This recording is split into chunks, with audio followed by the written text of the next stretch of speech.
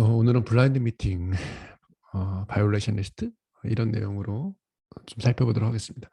지금 오늘 우리가 했던 내용들을 보면 했던 내용들은 세스의 기본적인 내용하고 주로 함수 관련된 내용 했었죠. 그리고 이제 DM 프로세스에 따라서 해야 될 내용들 몇 개 했었는데 실제로 이제 여기 있는 내용은 거의 DM에서 하는 거의 마지막 프로세스에 해당되죠. 그리고 이제 대부분의 내용들이 쿼리랑 비슷해요. 데이터 밸리데이션 했던 내용들이랑 결국은 이제 바이올레이션도 쿼리로 잡아내는 것들이니까 형식상으로는 대부분 비슷해서 쿼리와 관련된 내용은 내용만 잠깐 보여드리고 설명 않고 일반적으로 좀 특이한 것만 잠깐 보여드리고 예를 들어 바이올레이션 리스트 만드는 거랑 그리고 그 바이올레이션 리스트에서 각 서브젝트마다 결국 PP셋 결정하는 거라 그랬잖아요. 예, 바이올레이션 결국 하는 분석에서 프로토콜을 따지는 건데 네. 그럴 때 서브젝트 스테이터스, 즉 이 사람이 완료된 사람 중에 계획서를 위반했냐 이런 내용들을 보는 그런 테크닉들을 좀 살펴보도록 할 겁니다. 실제로 대부분 다 앞에서 했던 거여서 그냥 조합이고 복습이다 생각하시면 될 것 같아요. 이건 지금 DM 과정이 아니라 DM 프로세스 과정이 아니라 세스 과정이니까 내용은 아주 간략하게 짧게 넘어갈게요. 일반적으로 계획서 위반인 내용들은 뭐 회사마다 다를 수 있는데 하여튼 저희는 이렇게 잡아요. 네, 동에서 비즈 윈도우 프라이머리 엔드 포인트에 해당되는 비즈 윈도우 선정제의 기준 그리고 금기 약물 그다음에 컴플라이언스 복약수 농도죠. 그다음에 랜더마이제이션 잘못된 건데 사실 뭐 IWR 했으면 이거 있을 수 없어요. 그러니까 IP 어드미니스트레이션 잘못 준 거는 또 IWR 있을 수는 없어요. 시스템상에서는 이거는 오퍼레이션에서 약을 뭐 1번 줬는데 2번 잘못 줬다고 별도로 알려주면 이거 수작업을 하는 거죠. 프로그램을 하는 게 아니라. 그리고 기타 뭐 탈락 사유 같은 게 있을 수 있어요. 일반적으로. 예를 들면 랩 수치가 높은 사람은 임상시험 하던 중에 탈락해야 된다 이런 거 있을 수 있어서 그런 거가 있음에도 임상시험 완료시킨 사람들이 있으면 그거 다 위반이니까 빼는 것들을 고려할 수 있습니다. 그다음에 프라이머리 엔드포인트 제일 중요하죠. 검사가 있어야 되고 검사가 있어야 되죠. 프라이머리 엔드. 그다음 혹시나 기타가 있으면 기타 이렇게 할 건데 보통은 제일 많이 하는 게 어차피 요거예요. 선정제 기준이랑 요거. 그다음에 필요하면 요 정도. 윈도우. 요즘엔 식약처에서 윈도우 위반된 건 무조건 빼라고 하기 때문에 그래서 요 네 개가 메인이다. 이렇게 되어 있습니다. 보통 이런 거 할 때 예전에 한번 말씀드렸지만 메인이 되는 테이블, 그러니까 각종 우리는 지금 EDC에서 보면 EN이 메인이잖아요. 그러니까 모든 서브젝트 다 있잖아요. 여기다 다 갖다 붙여요. 레프트 조인 시켜서 필요한 정보를. 그래서 실제로 데이터를 한번 이렇게 쑥 붙여서 뭐 이제 하다 보면 온갖 필요한 정보도 다 있는데 그래서 고유한 것도 317, 전체도 317 이렇게 확인할 수 있죠. 그래서 잘 붙었다 이런 거 확인할 수 있습니다. 그리고 여기에 스테이터스 정보도 우리 EDC에서 맨날 했었는데 완료하면 컴플릿, 탈락하면 탈락. 아직 완료의 값이 없고 아직 랜덤 번호는 있는데 DSCOMPL이 없으면 온고잉 중인 거죠. 그 선정제 기준이 아니오라고 하나라도 찍힌 게 있습니다. 여기는 선정제의 비즈 1, 2 다 있어서 이렇게 한 건데 스크린 페일이고 그렇지 않으면 등록 중이고 케이스 웬스맥 베타적이다 이런 거 얘기했었었죠. 그 필요한 데이터들을 쫙 다 붙였어요. 우리 트랜스포즈는 배웠었죠? 기억나시죠? 이거 트랜스포즈하고 프리픽스 V 하면 예쁘게 보이려고 하는 거고 요런 것들을 가로로 만드는 거죠. 그다음에 아이디는 비슷하면 비슷해 있는 정보가 여기 V 옆에 붙어서 하는 거죠. 심심하니까 하나만 잠깐 볼까요? 우리 제일 예전에도 봤던 게 TRSV였던 거죠. 서브젝트를 기준으로 트랜스포즈하면 1, 2, 3, 4 이렇게 붙는다. 그다음에 여기 아까 프리픽스 붙인 게 V였었고 비지 실제로 붙은 게 1 이렇게 붙은 거죠. 이런 식으로 나왔다. 이렇게 된 거죠. 그래서 요거는 아시나요? 예, 그렇죠.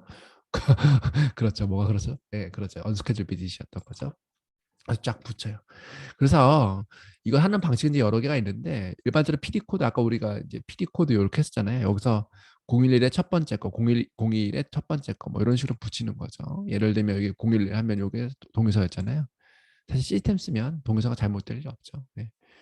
그리고 이제 이런 거 하실 때 여기 제가 미친 것처럼 이렇게 해서 점을 쫙 해놨잖아요. 나중에 이제 유니온 오를 이렇게 해서 쫙 붙이면 요걸 랭스가 짧으면 뒤에 게 잘릴 수 있어서 첫 번째 건 무조건 길게 여러분 점을 찍으실 필요 없어요. 공백으로도 나도 쭉 채우면 되니까 이렇게 하는 게 필요합니다. 조건을 주는 건 뭐 여러분 이렇게 스탑 시키셔서 보시면 돼요. 그리고 날짜 같은 거 이렇게 깨끗한 날짜는 굳이 숫자를 컨버트 할 필요 없다 그랬었죠.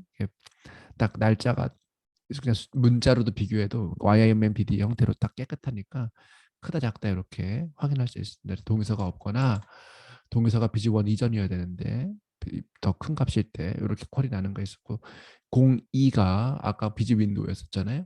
비즈 윈도우 뭐 이스터 대선 비즈 사랑 랜덤 날짜가 49 뭐죠? 8주니까 7, 8, 56, 56이 플러스 마이너스 7이어서 이렇게 했어요.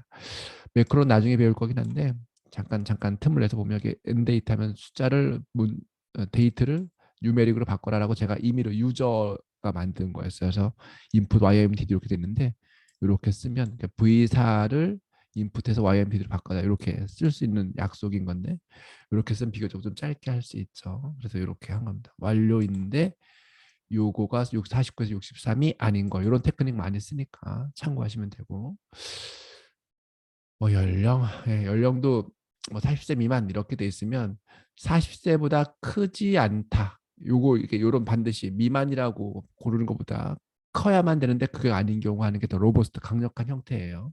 세스에서는 참인 명제, 그러니까 커리가 안 나오는 명제를 쓰고 그걸 낫시키는 게 제일 강력합니다. 우리 EDC에서는 MVL2로 이런 거 썼던 것처럼 여기는 가로치고 낫을 수 있는 게 상당히 유용하다 이렇게 돼 있습니다. 그다음에 이제 병력 같은 거 선정제의 기준 같은 거 이렇게 있는데 병력 같은 거 보면 이렇게 PT나 HLT나 이렇게 코드를 써서 하시면 돼요. 뭐 CD가 여기 변수명에 우리는 이렇게 돼 있으니까 뭐 HLT나 이런 레벨 쓰시면 되고 랩 결과 이건 테크닉이니까 잠깐 한번 좀 봐보시면 좋을 것 같아요. 이게 스태틱이든 뭐든 간에 우리 다 SEQ 시퀀스가 있는 구조잖아요. 예, 이러면 어떤 랩, 요 세 개의 랩은 그렇죠. 요게 문자로 돼 있어서 너무 문자로 바꿔주는 건데 정상 범위 상한치의 3배보다 작아야 해요. 요 세 개는. 근데 그렇지 않은 경우 이렇게 한 거죠. 또는 요 랩은 정상 범위 2배. 얘는 정상 그냥 30보다 작아야 되는데 크다 이렇게 된 거죠. 그래서 낮 이렇게 쓴 거예요. 요거에 속할 때 각각의 조건을 걸어서 이렇게 쓴 거예요. 다만 이렇게 0범위 이렇게 쓴 거는 값이 없을 때 이런 것도 포함되기 때문인 거예요. 네. 요것도 사실은 제가 잘못 썼네요. 0하고 요렇게 32 하니까 30 G니까 상관없죠. 크다니까. 값이 없더라도 걸리니까. 그리고 요거는 이제 169 뭐 이런 식으로 돼 있고 요거는 정상범위 1.5배. 이런 식으로 태클 써서 요거 가로 이렇게 묶는 거죠. 근데 선정제의 기준이니까 BG 원투에 해당되는 거. 그래서 엔드 구조 크게 가로 묶어서 여기 가로 묶어서 어디 있어? 예. 요거 이렇게 가로 묶인 거 여기 보이죠? 그다음에 요거 하나하나 조건으로 5어로 되어 있고 각각의 행마다 정상 범위 상한제 몇 배 몇 배 혹은 값의 몇 배 이런 게 돼 있다. 그리고 아까 얘기했지만 참인 명제를 써주고 해당되는 그 조건이 아닌 모든 거에서 낫 쓰는 테크닉 이렇게 있는 거 보시면 돼요. 유사한 구조로 우리 또 약 같은 것도 이런 테크닉을 쓰면 쉽게 할 수 있어요. 뭐 이렇게 내부에서 보면은 막 금기한 쫙 있잖아요. 그럼 어쨌든 뭐 C10으로 시작되는 거 막 20개가 있어요. 그럼 어차피 C10으로 시작하면 다 하잖아요. 네, C 그래서 세 번째 자리에서 걸리는 거 이렇게 네 번째 자리에서 걸리는 거 이렇게 다섯 번째 혹은 전체에서 걸리는 거 이렇게 그래서 요거에 해당되고 네, 일반적으로 이렇게 쓰죠. 스타트 데이트가 뭐보다 커야 돼요? 그렇죠. 뭐보다 작아야 돼요? 이 DA니까 EX니까 양먹 IP 종료일보단 작아야 되죠. IP 종료 이전부터 먹었어야 되니까.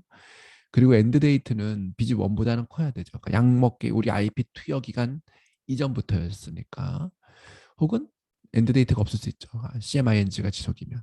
그래서 일단 비즈 1은 엔드 데이트는 비즈 1 이전에 즉 IP 투여되기보다 더 이전에 끝나면 안 되고 그러니까 더 이후여야 되는 거죠. 그리고 스타트 데이트는 그죠. IP 투여 종료일보다는 더 이전이어야 된다. 요런 두 개의 조건은 전형적이죠. 양마다 날짜의 조건이 다를 수 있어요. 예를 들면 28일 이전이라든가 V1 이전 그런 것들은 알아서 하시면 되고 어쨌든 요 조건 보통은 다 이렇게 돼 있으니까 요 조건으로 하고 요 코드만 우리 SUBSTR 배웠었으니까 이런 식으로 넣어서 예, 요거 잘 기억해. 요런 테크닉이에요. 패턴이에요. 아까 랩도 이런 식으로 하는 패턴이니까. 음, EDC에서는 막 이런 거를 걸기 좀 어렵죠. 키 코드가 너무 길어지고 그러니까 하나씩 하나씩 분리해서 하는데 예, 그리고 이제 우리는 다 EDC에 걸고 여기서는 그냥 서머리 우리가 EDC에 건 게 신의 손이 없이 적들이 동작하는 거 확인하려고 하는 거니까 조건을 한꺼번에 걸고 여기 안에다가 이렇게 랩 테스트와 결과 상한치 적절하게 값을 부여해주면 그냥 읽을 수 있으니까 그렇게 하시면 됩니다. 뭐 수능도는 그냥 과제 스페시픽하니까 넘어가고 얘도 되게 복잡했어요. 네. 이렇게 돼 있고 뭐 얘는 또 이제 무작위 배정할 때 층화 그룹 같은데 층화 그룹의 조건 같은 게 쓰는데 층화 그룹 1번일 때의 조건, 2번일 때의 조건, 3번일 때 층화가 중요하니까 이렇게 했었습니다. 그래서 뭐 복잡한 조건이긴 한데 딱 보면 알겠죠. 요거 이렇게 보면 네 개가 5어로 돼 있는 거예요. 예를 들면 이렇게 아이고. 네, 이거 보면 이게 걸리잖아요. 이런 게 네 개. 여기도 네 개. 2일대 조건, 3일대 조건, 4일대 조건 이렇게 네 개로 이렇게 돼 있습니다. 참 옛날 세스는 이런 게 안 됐었는데 그래서 괄호 치는 게 너무 어려웠는데 지금은 괄호의 범위가 정해져 있어서 비교적 쉽게 돼 있습니다. 근데 요런 조건들 요거 괄호 쳐고 했을 때 뭐 대충 얘기해 보면 이런 거죠. 요거가 L이 1이니까 하나여야 된다는 거죠. 네. 요거 참인 게 하나여야 된다 이렇게 돼 있는 거죠. 네. 넘어가 보고 9번이 아까 프라이머리 엔드 포인트 했었잖아요. 예, 프라이머리 엔드 포인트. 얘를 잠깐 보면 BG2랑 BG4가 랜덤과 마지막 방문인데 값이 있어야 돼요. 완료 환자 중에 값이 일단 있어야 되는데 값이 없거나 근데 그 값에 조건들 같은 거 쓴 거죠. 얘는 날짜의 범위로 했던 거여서 예, 둘 다 값이 있어야 되고 얘를 랜덤으로 했기 때문에 BG2의 날짜가 있어야 되니까 둘 다 값이 있어야 되고 요거의 범위가 날짜 범위가 적절한 기간이어야 한다. 이렇게 되는데 여러분은 여러분 거에 맞춰서 하시면 됩니다. 그래서 보면 이제 쭉 했어요.